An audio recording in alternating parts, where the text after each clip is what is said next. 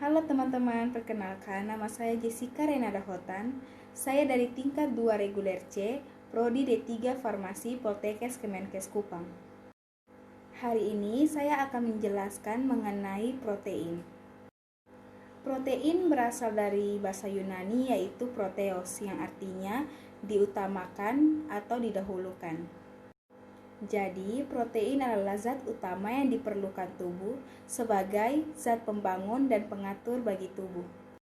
Protein memiliki unsur karbon, hidrogen, oksigen, dan nitrogen yang tidak dimiliki oleh lemak dan karbohidrat. Molekul protein lebih kompleks daripada karbohidrat dan lemak dalam hal berat molekul dan keanekaragaman unit-unit asam amino yang membentuknya.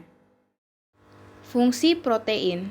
Protein mempunyai fungsi bermacam-macam bagi tubuh, yaitu sebagai enzim, zat pengatur pergerakan, pertahanan tubuh, dan alat pengangkut.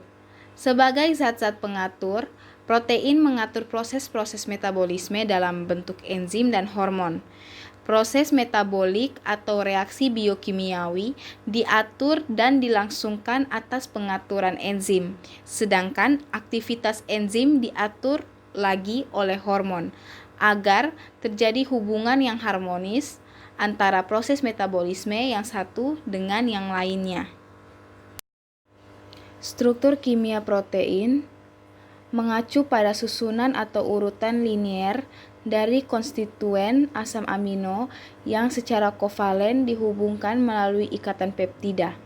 Susunan tersebut merupakan suatu rangkaian unik dari asam amino yang menentukan sifat dasar dari berbagai protein dan secara umum menentukan bentuk struktur sekunder dan tersier. Struktur sekunder protein adalah rantai polipeptida yang berlipat-lipat dan merupakan bentuk 3 dimensi dengan cabang-cabang rantai polipeptidanya tersusun saling berdekatan.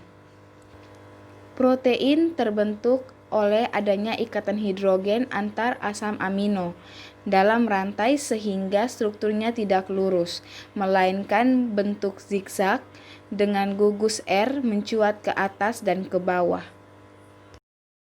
Jenis-jenis protein. Berdasarkan sumber protein dibagi menjadi 2 jenis, yaitu protein hewani dan protein nabati. Protein hewani adalah protein yang berasal dari hewan, di mana hewan yang memakan tumbuhan mengubah protein nabati menjadi protein hewani.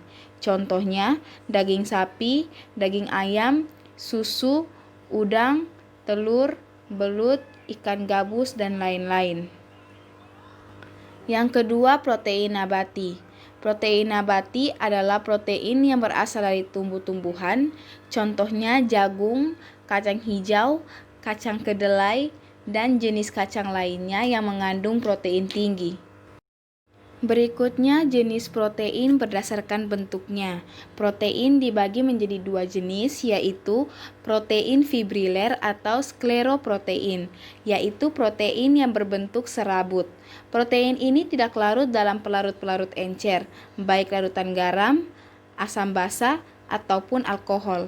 Contohnya, kolagen yang terdapat pada tulang rawan, miosin pada otot, keratin pada rambut, dan fibrin pada gumpalan darah.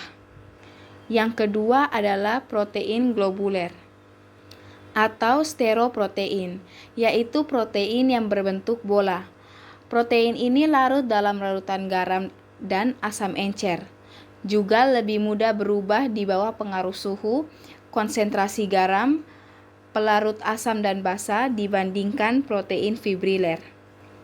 Protein ini mudah terdenaturasi, yaitu susunan molekulnya berubah diikuti dengan perubahan sifat fisik dan fisiologinya, seperti yang dialami oleh enzim dan hormon. Sekian dari saya, terima kasih sudah menonton dan semoga bermanfaat. Jangan lupa like, komen, share, dan subscribe.